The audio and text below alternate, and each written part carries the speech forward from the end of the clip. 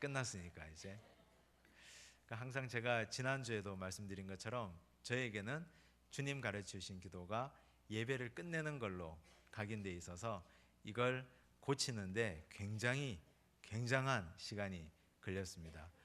주님 가르쳐 주신 기도는 예배를 끝내는 기도도 아니고, 그리고 마치 우리가 주문처럼 이걸 몇 번 외우면 뭐 우리에게 병이 떠나가고, 또 이걸 몇 번 쓰면 또 우리에게 복이 오고, 이런 기도도 아닙니다.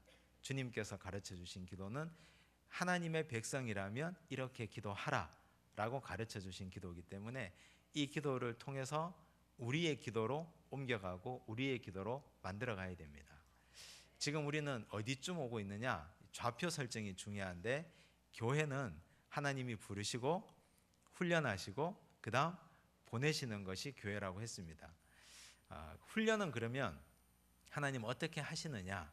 하나님께서 훈련의 목적이 중요한데, 하나님이 교회에서 훈련시키는 훈련의 목적은 성도의 주인 바꾸기 훈련이다, 그렇게 말씀드렸습니다. 부르시기 전 내가 세상에 있을 때는 내가 주인이었습니다. 내 멋대로 하고 살고, 내가 원하는 대로 하고 살고, 또 내가 좋아하는 걸 따라다니면서 살았던 인생이라면, 그런데 신앙생활을 하면은 주인이 바뀝니다. 내가 높은 곳에 있다가 나는 낮은 데로, 주님이 높은 곳으로, 주께서 말씀하시면 제가 듣겠습니다. 사람이 참 희한한 것이 신앙생활을 바르게 하면 그렇게 바뀌어집니다. 도대체 어떻게 신앙생활을 하면, 어떤 교회에서 훈련의 과정들이 있길래 이렇게 바뀌어지느냐? 오늘 우리는 지난주와 오늘은 첫째로 기도에 대한 이야기를 함께 나누고 있습니다. 바른 기도를 드려야 됩니다. 바른 기도, 제대로 된 기도를 드려야 내가 훈련받아서 하나님 기뻐하시는 자리에까지 내려갈 수 있습니다. 오늘 우리가 이 기도에 대해서 두 번째 시간입니다. 지난주에 우리가 기도에 대해서 얘기할 때 기도라고 다 기도냐? 입을 열어서 그냥 하나님께 얘기한다고 그게 다 기도냐? 아니라고 얘기했습니다. 해서는 안 될 기도 두 가지 중에 첫째는 가면을 쓰지 마라. 가면을 쓰지 마라. 두 번째는 중언부언하지 마라. 이방인들이 주문 외듯이 하지 마라 그랬습니다. 그러면 이렇게 기도하라. 그게 주기도문인데, 주님 가르쳐 주신 기도 중에 우리가 지난번에는 하나님 청원에 대해서 공부했습니다. 하나님께서 원하시는 기도, 하나님의 이름, 하나님의 나라, 하나님의 뜻이 나를 통해서 거룩히 되고, 나를 통해서 나라가 임하고, 나를 통해서 하나님의 뜻이 이루어지는 것에 대해서 이렇게 기도하라 하는 걸 우리가 공부를 했습니다. 그러면 하나님께서는 당신만을 위해서 기도하라고 하느냐? 그렇지 않습니다. 하나님은 우리의 필요를 가장 잘 아시는 분입니다. 우리가 뭐가 필요한지, 우리에게 뭐가 부족한지, 우리가 무엇 때문에 실족하고 넘어지고 아파하는지 잘 아시는 분입니다. 그래서 내가 너희의 필요를 잘 아노니 너희는 반드시 너희를 위해서 기도할 때는 이걸 기도하라 한 것입니다. 그 첫 번째가 오늘 우리가 읽은 본문 11절 말씀입니다. 오늘 우리에게 일용할 양식을 주시옵고. 반가운 게 나왔죠. 이제 일용할 양식, 먹고 사는 문제. 사실 우리는 신앙생활을 이렇게 하다 보면 내가 이걸 구해도 되나? 내가 먹고 사는 거 가지고 하나님께 얘기해도 되나? 이런 갈등이 좀 있을 때가 있습니다.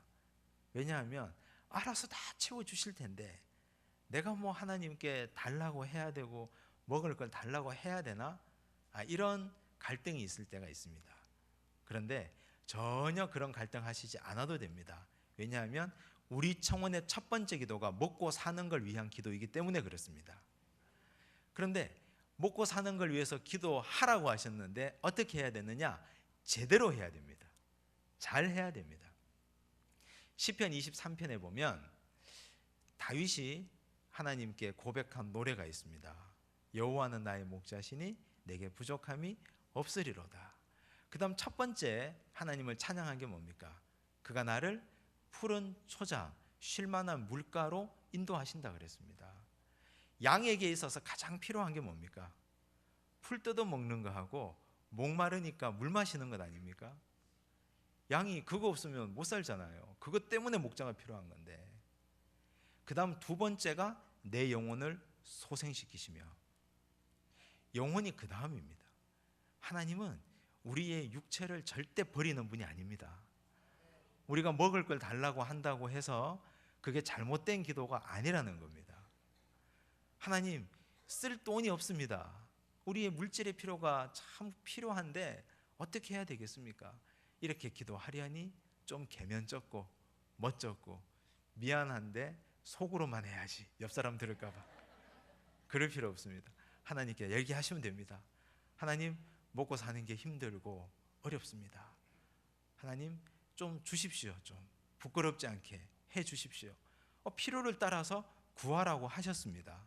우리 청원의 가장 첫 번째 청원이 양식 청원이라는 것, 그거 기억하셔야 됩니다. 하나님은 하나님의 백성들이 헐벗는 것 하나님도 가슴 아파하시고 원치 않습니다. 물론 하나님이 시기적으로 또 훈련을 위해서 당분간 이렇게 하실 때가 있죠. 그러나 이게 우리가 기도하지 않아도 될 만큼 중요하지 않은 문제가 아닙니다. 반드시 기도해야 될 문제입니다. 그런데 어떻게 기도하는 것이 옳은 기도냐? 양식 청원은 여기의 핵심은 오늘과 일용할 양식이 있습니다. 오늘과 일용할 양식.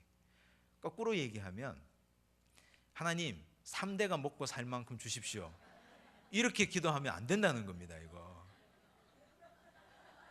그런데 우리는 이 마음속에 일확천금을 꿈꾸는 그런 죄성과 탐욕이 있습니다. 그래서 요거 한 방만 되면, 요것만 어떻게 잘 되면 우리 아들이 고생하지 않아도 되고 저 이제 태어난 손주까지 아무런 걱정 없이 잘 살 수 있는데, 하나님 자손 만대 영화를 누리게 해 주십시오. 그런 기도는 하나님 절대 들어주지 않습니다. 그래서 신앙인이, 하나님이 사랑하는 신앙인들은 로또 백날 사봐야 안 됩니다. 절대 안 됩니다. 절대. 그거 거기에 미련을 두시고 거기에 소망을 두시고 그거 하시면 그거 안 됩니다. 절대. 하나님이 정말 사랑하시는 분은 안 되게 해주셔야 됩니다. 왜냐하면 양식 청원의 첫 번째가 오늘 일용할이거든요. 일용할이 뭡니까?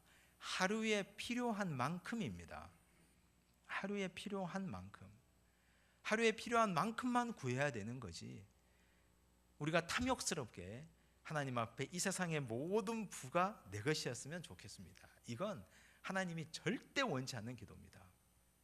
하나님은 공평하시고 나눔을 원하시는 분입니다. 이 기도의 두 가지 의미는, 첫째, 우리의 인생이 유한하다는 겁니다. 우리의 인생이 유한하다. 둘째, 하나님은 나눔을 원하신다. 그런데 우리가 나는 내일도 살 것처럼 다 생각하죠. 오늘 밤 우리가 잠자리에 누웠다가 아무 일 없이 내일 눈 뜰 것처럼 다 생각하시잖아요. 그런데 누가 보장합니까, 그걸?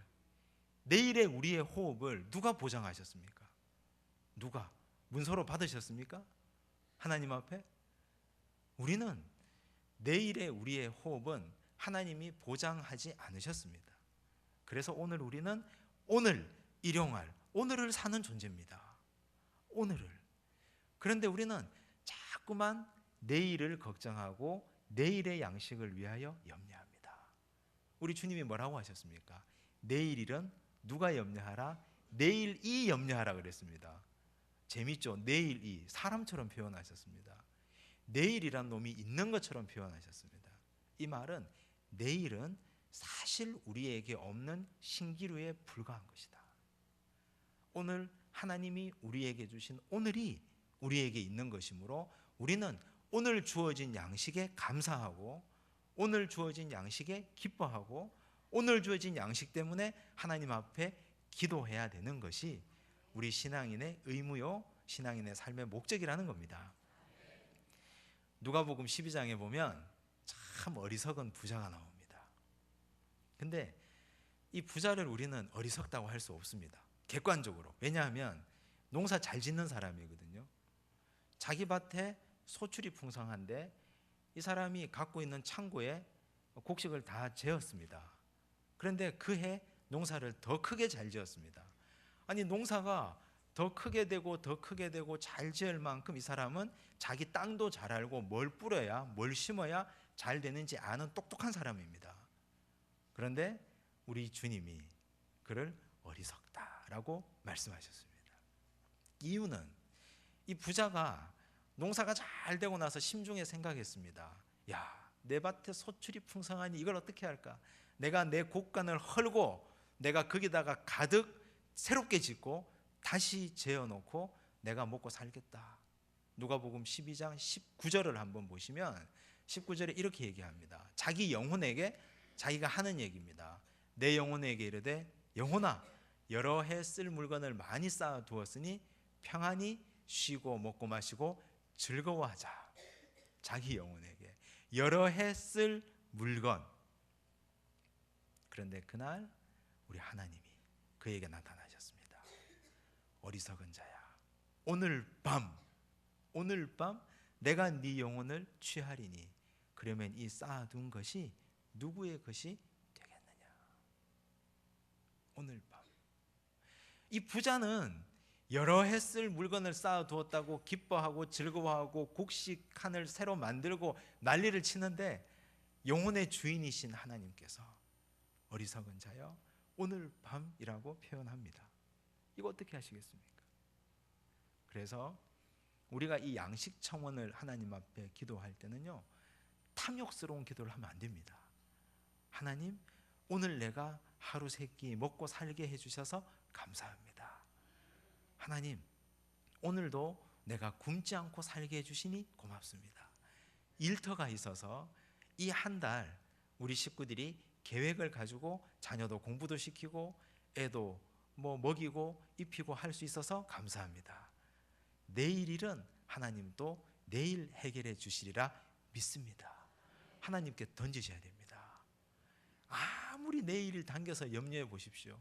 내일은 내 것이 아니고 나의 영역이 아닌데 그거 염려하면 무엇하겠습니까?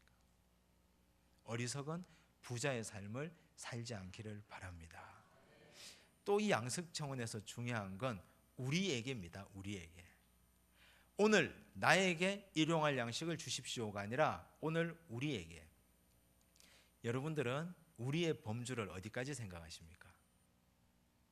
우리 가족만 생각하십니까? 그건 아닙니다. 왜냐하면 가족은 피를 나누었잖아요.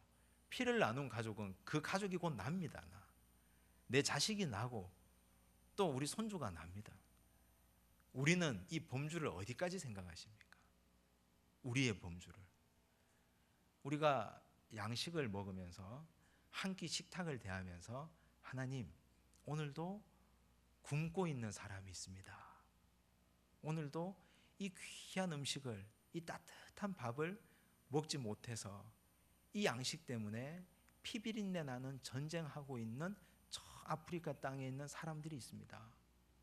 오늘도 이 한 그릇 식물 때문에 자신의 영혼을 파는 저 북녘 땅에 있는 동포들이 있습니다. 하나님, 오늘도 이 한 그릇 식물을 먹지 못해서 줄이고 있는 독거노인이 계시고 오늘도 부모를 잃고 살아가는 고아들이 있습니다. 하나님, 그들에게도 하나님 부디 자비를 베풀어 주셔서 그들도 넉넉히 먹을 수 있는 그런 평등한 세상을 허락해 주십시오. 그렇게 기도해야 됩니다. 우리가 남기는 음식이 어느 누구에겐가는 그 음식이 없어서 죽어야 되는 그런 음식이 된다면 우리가 그 음식을 어떻게 함부로 남기고 함부로 버릴 수 있겠습니까? 우리가 내 체면을 생각해서 누구에겐가 마음껏 대접하고 싶어서 마음껏 대접하는 그 상다리 부러지게 대접하는 그 음식이 오늘 누구에겐가는, 이 지구상에 있는 누구에겐가는 그게 없어서 전쟁하고 죽이고 살리는 그런 한 그릇 식물의 도구가 된다는 사실, 그걸 우리가 기억해야 됩니다. 부디 우리가 식탁에서 기도하실 때 세계 공동체까지 생각하면서 기도하시기 바랍니다. 오늘 우리에게 일용할 양식을 달라고. 그들도 한 끼 식사는 좀 따뜻하게 해 주십시오. 우리 하나님께서는 구약에 보면 하나님은 고아와 과부를 참 사랑하셨습니다. 고아를 사랑하고 과부를 사랑하셨습니다. 구약 시대나 신약 시대나 약자로 대표되는 사람들은 고아와 과부입니다. 왜 그렇습니까? 부모가 없으니까. 과부는 왜 그렇습니까? 경제력이 없으니까. 경제력 있는 남편이 죽고 나니까 과부는 요즘 같은 세상이 아니지 않습니까? 고아와 과부로 대변되는 사회적 약자들을 위해서 이스라엘에는 곡식을 추수할 때 남겨둡니다. 다 거두지 않습니다. 다 거두지 않고 그냥 곡식단을 흘려둡니다. 이렇게 대충 얼기설기 거둡니다. 그러면 누구네 집에 타작을 했단다 하는 얘기가 들리면 다 타작마당이 끝나고 나면 오후에 고아들이 과부들이 가서 거기 가서 그걸 주워옵니다. 그래서 그거 가지고 먹고 삽니다. 고아와 과부를 선대한 사람 중에 아주 유명한 사람 보아스가 있습니다. 보아스는 과부 둘 나오미와 룻을 위해서 내가 오늘 내 종들에게 얘기해 두었으니 너는 마음껏 가져가라. 종들을 불러서 따로 얘기합니다. 저 룻이 여기 와서 열심히 일하고 있으니 너희들 곡식 다 거두지 말고 대충 거두라. 대충 거두고 많이 좀 남겨둬라. 하나님은 그런 보아스를 다윗의 조상이 되게 하시고 또 룻과 아름다운 혼인을 하게 하시고 예수님의 족보에도 이름이 올라가게 하셨습니다. 오늘 우리는 우리를 위한 기도, 나를 위한 기도뿐만이 아니라 일용할 양식을 위해서 기도하실 때 3대 4대가 먹고 살만한 양식을 위하여 기도하는 그 탐욕의 기도를 이제는 우리는 그치고 멈추시고 이제는 오늘 우리에게, 내 이웃에게, 내 주변 사람들에게 하나님 이들도 따뜻한 한 끼 밥은 먹게 해주십시오. 기도만 하면 되겠습니까? 기도만 하면 안 됩니다. 기도하고 나면 실천이 반드시 따라야 됩니다. 우리 교회 사랑의 쌀 헌금을 하더라고요. 얼마나 귀한 건지 모릅니다. 얼마나 귀한 일인지 모릅니다. 나 혼자 배부르게 먹지 않겠습니다. 우리 이 이웃에 우리 교우들 중에 먹지 못하는 자들과 나누겠습니다 하는 결단입니다. 기도하면 우리를 위해서 기도했으면 우리는 나누어야 됩니다. 오늘 우리에게 일용할 양식을 주십시오 하는 기도가 삶으로 실천되기를 간절히 바랍니다. 두 번째 우리 청원해 보면 12절인데요. 우리가 우리에게 죄 지은 자를 사하여 준 것 같이 우리 죄를 사하여 주시옵고. 자, 하나님께 두 번째 우리 청원을 할 때 우리는 죄가 있잖아요. 죄 문제 때문에 하나님께 죄를 좀 용서해 주십시오. 죄 용서의 청원을 하나님께 구하고 있습니다. 하나님 저 죄가 있어요. 죄 좀 용서해 주십시오. 이건 할 수 있는 기도잖아요. 근데 그 앞에 전제가 붙어 있습니다. 우리가 우리에게 죄 지은 자를 사하여 준 것 같이. 한번 물어봅시다. 여러분에게 죄 지은 자 용서할 마음 있으십니까? 별로 없으시죠? 얼굴 안 보고 살고 싶으시죠? 뭐 별로 말 섞기도 싫고 나하고 척지고 사는데 나하고 지금 관계도 별로 안 맺고 별로 좋지 않은데 내가 그 사람과 그 사람에게 내가 무슨 뭘 더 바랄 게 있다고 그의 죄를 용서해 주어야 하나? 그런데 전제가 이겁니다. 우리가 우리에게 죄 지은 자를 사하여 준 것 같이. 나는 사할 생각도 없는데 이미 예수님은 사한 것처럼 얘기하고 있습니다. 그제서야 아버지께 죄 용서를 구할 수 있다는 얘기입니다. 염치가 있어라. 하나님께 죄 용서를 구하려면 너도 원수 맺는 것 없이 너도 염치 있게 구해야 되지 않겠느냐, 이런 얘기입니다. 그런데 아무리 생각해봐도 주기도문에 다른 건 다 하겠는데 아무리 생각해도 이건 못하겠습니다. 그렇죠? 어린애일수록 이거 잘합니다. 나이가 어릴수록, 세상의 때가 덜 묻었을수록. 어제까지 치고받고 싸워도, 학교에서 죽일 듯 살릴 듯 멱살 잡고 싸워도 그 다음날 가면 도시락같이 까먹고 있습니다. 애들. 언제 그랬느냐는 듯이 어리면 어릴수록 서로 간에 이해관계가 별로 없습니다. 그냥 좋습니다. 그런데 세상의 풍파에 찌들고 여러 가지 복잡한 이해관계가 얽히고 설키고 거기에 금전관계가 들어오고 그러면서 용서할 수 없는 자가 생깁니다. 그런데 오늘 이 사한다 하는 말은요, 헬라어에 보면 압히에미라는 단어를 쓰고 있습니다. 이 원형이 히에미라는 단어인데 이건 놓아주다라는 뜻입니다. 흘려보내다, 붙잡지 않고 흘려보내다. 그럼 이건 용서하라는 말이요, 우리가 그 사람을 찾아가서 야, 나 이제 너 용서해, 너도 편하게 살아, 이런 말이 아니라 나를 위해서 이렇게 기도하라는 겁니다. 내 마음에 붙들고 있었던 저주, 내 마음에 붙들고 있었던 용서할 수 없어서 내가 스스로 괴롭고 내 영혼을 옥죄이고 있었던 그 미움의 사슬들, 이걸 그냥 이제는 놓아주라는 겁니다. 이제는 놓아라.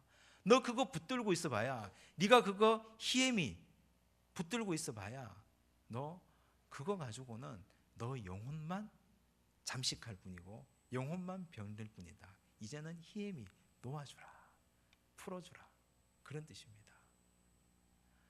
우리가 사실 이렇게 풀어주기를 기도할 때 하나님도 내 죄를 하나님 가슴에 이렇게 가지고 계시지 마시고 이제는 하나님도 하나님 가슴에서 내가 지은 죄를 흘려보내 주십시오, 이렇게 얘기할 수 있다는 겁니다. 먼저 그럼 어떻게 우리가 풀어줄 수 있느냐, 어떻게 내 마음에 엉켜 있는 것들을 풀 수 있느냐. 첫 번째 순서는 입을 열어야 됩니다. 입을 열어서 말을 해야 됩니다. 기도를 하든지 혼자 벽 보고 중얼거리든지 아무개 이름을 얘기하든지 이제는 내가 용서한다 말을 하셔야 됩니다. 말은 힘이 있습니다. 내가 말하면서 내가 듣잖아요. 그리고 내가 자꾸 흘려보낼 수 있도록 하나님께 간구해야 됩니다. 내 마음속에 미움이 자리 잡고 있으면 흘려보내고 사랑으로 채워야 됩니다.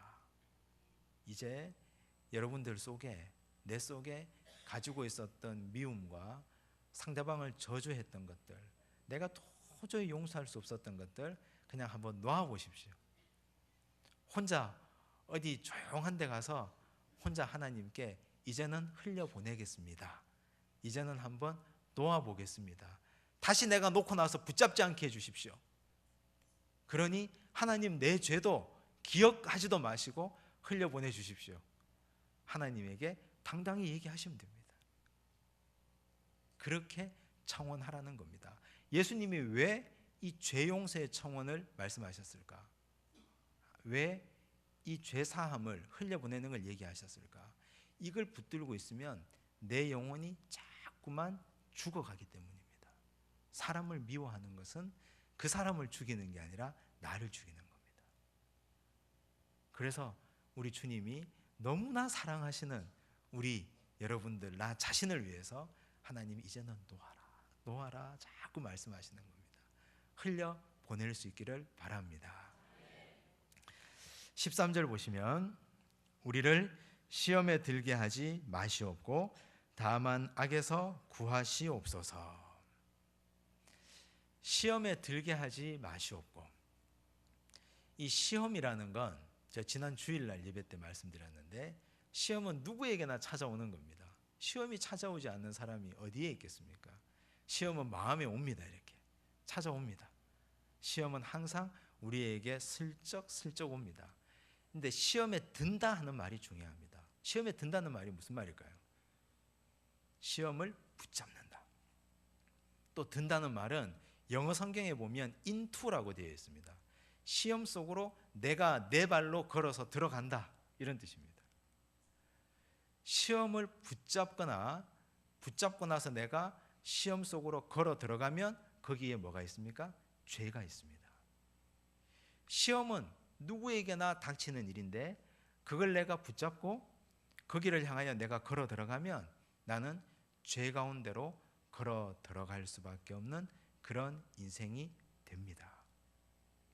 그래서 오늘 이 기도는 하나님, 시험이 나에게 올 때 내가 시험을 흘려보낼 수 있게 해주십시오. 시험을 내가 붙잡지 않게 해주십시오. 시험을 내가 흘려보낼 수 있는 능력을 허락해 주십시오. 오늘 하루 여러분들 집에 가서 누워서 곰곰이 생각해 보십시오. 얼마나 많은 시험이 내 눈앞을 지나갔나, 얼마나 많은 죄의 유혹이 내 마음을 타고 왔다가 흘러갔나. 몇 가지를 붙잡았으면 몇 가지 죄를 지은 것이고 흘려보냈으면 잘한 겁니다. 그런데 어떻게 흘려보내느냐? 우리는 오늘 이 자리에 와서 앉아 있을 정도가 되시면 다 시험을 이길 수 있는 능력이 다 있는 분들입니다. 그건 우리 하나님께서 가인에게도 그 능력을 보셨습니다. 창세기 4장 17절에 보면요, 창세기 4장 17절에 보면 하나님께서 가인의 4장 7절에 가인에게 이런 얘기를 합니다. 네가 선을 행하면 어찌 낯을 들지 못하겠느냐? 선을 행하지 아니하면 죄가 문에 엎드려 있느니라. 그 다음 말이 중요하죠. 죄가 너를 원하나 너는 죄를 다스릴지니라. 언제 이런 말씀하셨습니까? 가인에게. 가인이 자기 제사가 하나님께 드려지지 않는 걸 보고 아벨을 죽이고 싶은 살인 충동이 느껴졌습니다. 돌을 들었다가 놨다가 저걸 죽여야 되겠다 하는 마음이 생겼습니다. 그때 하나님이 말씀하신 겁니다. 죄가 너를 원하나 너는 죄를 다스릴지니라. 죄가 문 앞에 이렇게 짐승처럼 엎드려져 있다. 그건 하나님이 가인의 마음속에 있는 죄를 다스릴 수 있는 가능성을 보신 겁니다. 우리는 하나님을 누구라고 부릅니까? 아버지라고 부르죠. 예수님을 구원해 주라고 인정합니다. 그러면 그 순간 우리 심령에는 성령이 씨앗처럼 떨어집니다. 성령이 씨앗처럼 떨어져서 하나님의 말씀을 먹고 우리가 기도하고 찬양하면 이게 자랍니다. 자라면 내 마음속에 시험이 올 때 흘려보낼 수 있는 능력이 성령의 능력입니다. 죄가 우리를 원하지만, 죄가 자꾸 시험을 우리에게 줘서 그 시험을 붙잡도록 죄가 원하지만, 내 속에 있는 하나님의 영, 성령의 능력은 그 죄의 시험을 이길 수 있고 흘려보낼 수 있는 또 다른 하나님의 능력이 된다는 말씀입니다. 그래서 이 청원은 하나님, 내 속에 있는 성령이 충만해져서 아무리 누군가가 나를 시험해도 시험에 내가 걸려 넘어지지 않겠습니다. 흘려 보낼 수 있게 해 주십시오. 그런 기도입니다. 그런데 그 다음 말은요, 보면 다만 악에서 구하시옵소서. 악이란 말이 나오는데요, 죄는 뭐고 악은 뭡니까? 죄와 악은 뭐가 다릅니까? 같은 말입니까? 죄와 악. 죄는 개인적인 차원이라면 악은 사회적인 차원입니다. 좀 더 쉽게 얘기하면 우리가 사회악이라고 얘기하죠. 사회죄라고는 얘기하지 않습니다. 개인의 죄가 모이고 쌓이면 사회악이 됩니다. 이를테면 공사를 하는데 리베이트를 주는 것이 어떤 한 사람이 시작했을 것 아닙니까? 누군가가 시작했을 것 아닙니까? 요즘은 다 하지만 누군가가 시작했을 것 아닙니까? 그 누군가가 시작하고 공사를 땄습니다. 얻었습니다. 개인의 죄입니다. 이 사람이 보니까 저 사람이 리베이트를 줬습니다. 공사를 수주를 했습니다. 나도 해야 되겠다. 너도 나도 A도 B도 아무나 다 합니다. 그러면서 그게 사회악이 됩니다. 시험이 죄를 만들고 죄가 모여서 악유됩니다. 악은 견고한 사회적 진을 구축합니다. 굉장히 무섭죠. 그래서 시험으로부터 시작된 것이 개인의 죄로 굳어지고 개인의 죄는 그 다음 전염성이 있습니다. 성경에 문둥병, 나병을 죄와 비슷하게 표현합니다. 나병은 전염성이 있습니다. 사람들에게 옮깁니다. 죄는 독버섯처럼 쫙 퍼져갑니다. 그래서 예수님께서도 그렇고요, 하나님도 그렇고, 하나님이 원하시는 공동체를 처음 세우실 때 그때 죄를 굉장히 무섭게 다뤘습니다. 이스라엘 백성들이 출애굽할 때 출애굽 공동체에 아간이 죄를 지었습니다. 아간이 도둑질을 했습니다. 하나님이 전리품 숨기지 마라 그랬는데 그거 다 숨겼습니다. 그래서 하나님이 아간을 어떻게 했습니까? 돌무더기에 쌓아서 아골 골짜기를 만들었습니다. 사실 그보다 더한 죄 지은 사람이 얼마나 많은데, 초대교회 공동체가 처음 세워졌을 때, 교회가 처음 세워졌습니다. 순결한 교회 공동체가 처음 세워졌는데 거기에 아나니아와 삽비라가 거짓말이라는 죄를 지었습니다. 아나니아와 삽비라, 하나님이 죽음으로 그 죄값을 물으셨습니다. 왜 그랬을까요? 하나님이 세우시는 첫 번 공동체가 순결하고 깨끗하고 정결해야 되는데, 그런데 거기에 죄가 하나 들어가면 그 죄는 전염성이 있어서 너도 나도 그렇게 짓기 때문에 그렇습니다. 그럼 하나님이 원하시는 출애굽 공동체는 무너집니다. 죄 때문에. 하나님이 원하시는 초대교회 공동체는 박살납니다. 죄 때문에. 그래서 하나님이 죄의 싹을 잘라내신 겁니다. 처음부터 심판하신 겁니다. 죄는 전염성이 있습니다. 시험에서 죄가 독버섯처럼 번져서 사회 구조적 악으로. 그럼 우리는 어떻게 해야 됩니까? 이걸 어떻게 해야 됩니까? 어떻게 우리가 여기서 벗어날 수 있습니까? 우리는 여러 사람들의 힘이라는 걸 생각하셔야 됩니다. 한 사람의 투표가 세상을 바꾼다는 구호 요즘 계속 듣고 있는데, 그렇죠, 계속 듣고, 나 하나쯤이야 뭐 투표 안 해도. 근데 이것도 똑같습니다. 세상이 이렇게 돼버렸는데 뭐 나 혼자만 뭐 이렇게 생각할 게 아니라, 그럼 다시 시작해야 됩니다. 선을 행하는 자로부터 다시 시작해야 됩니다. 내가 적극적으로 시험을 이기고 죄 짓지 않고 선을 행하도록 살아야 됩니다. 우리 이 양산 지역이 변화되는 건 우리 중앙교회 성도들 한 사람 한 사람이 시험에 빠지지 않고 죄 짓지 않고 사회 구조적인 악에 동참하지 않고 우리 모두가 그렇게 살아갈 때 선의 영향력도 더디지만, 느리지만, 그러나 차츰차츰 번져가서 이 지역사회를 변화시키지 않겠습니까? 이 지역사회가 변화되면 이 변화의 불길이 이 한반도를 둘러싸지 않겠습니까? 대부흥 운동은요, 회개한 한 사람에서부터 시작된 겁니다. 에이, 이제는 뭐 다 끝났다, 이제는 안 된다. 그게 바로 사탄이 노리는 계략입니다. 우리는 죄가 이렇게 시작되어서 시험, 죄, 악유된 것처럼 우리도 선한 마음, 선한 의지, 선한 행동과 의지가 진을 이루어서 견고한 선과 하나님 나라의 공동체를 이루어 가야 됩니다.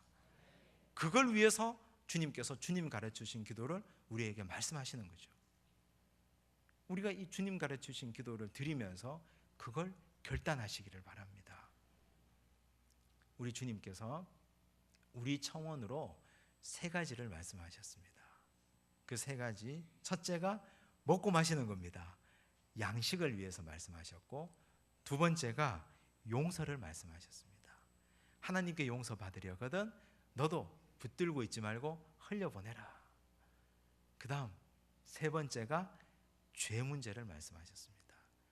우리 인생에 가장 필요한 3가지입니다.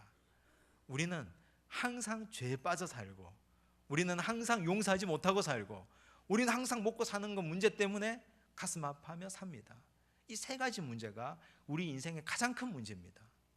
이걸 어떻게 벗어날 수 있느냐를 가르쳐 주셨으니 기도함으로 여기에서 벗어나시고 가르쳐 주신 대로 살아갈 수 있기를 간절히 바랍니다. 기도의 마지막 말입니다. 나라와 권세와 영광이 아버지께 영원히 있사옵나이다. 아멘. 이 마지막 말은요, 마치 이런 거죠. 이 손바닥을 이렇게 펴서 가운데 기도가 있는 것처럼, 처음에 우리 주님 가르쳐 주신 기도할 때 처음에 건넨 말, 부른 말이 뭐였습니까? 하늘에 계신 우리 아버지요, 이렇게 불렀죠. 그리고 나서 세 가지 하나님 청혼을 했고 또 세 가지 우리의 필요한 청혼을 했습니다. 이제 마지막으로 문을 닫으면서 나라와 권세와 영광이 영원히 아버지의 것입니다. 이렇게 문을 닫고 있습니다. 오른손 왼손을 이렇게 해서 이 안에 주기도문을 드려서 하나님께 드리는 형상을 생각하시면 됩니다. 이 나라 하나님의 나라죠. 이건 무슨 말이냐? 내가 기도하면서 탐욕스러운 기도는 내 나라를 확장하기 위한 기도입니다. 많은 사람들의 잘못된 기도가 기도하면서 나의 왕국을 확장하고 나의 왕국을 건설하려고 기도합니다. 그런 기도 하지 말라는 겁니다. 기도하면서 하나님의 나라가 확장되기를, 기도하면서 내 권세가 세워지기를 기도하는 게 아니라 아버지의 권세만 높임받도록, 기도하면서 내 이름의 영광이 하나님 높여지게 해주십시오가 아니라 아버지의 영광이 드려지기를 원합니다. 그렇게 마무리하고 있습니다. 우리의 모든 기도의 방향이 하나님의 나라가 확장되고 하나님의 영광이 드러나고 하나님의 권세가 세워지는 기도가 우리가 드려야 될 바른 기도, 올바른 기도의 방향이라 그렇게 믿습니다. 앞으로 우리가 기도하시면서 주기도문을 꼭 생각하시고 주님께서 가르쳐 주신 대로 기도할 수 있기를 간절히 바랍니다. 이제 우리 다음 주는요, 오늘 기도에 대해서 했으니까 신앙생활에 두 가지 축이 있다면 하나는 기도고 하나는 뭘까요? 말씀이죠. 말씀. 기도는 우리 인간 편에서 하나님께 드리는 건데 말씀은 하나님 편에서 우리에게 주시는 겁니다. 기도와 말씀, 이 두 가지 기둥을 붙잡으면 신앙생활에 굉장히 든든한 버팀목이 생깁니다. 다음 주는 말씀에 대한 이야기를 함께 나누도록 하겠습니다. 우리 함께 찬송가 425장 찬송하겠습니다.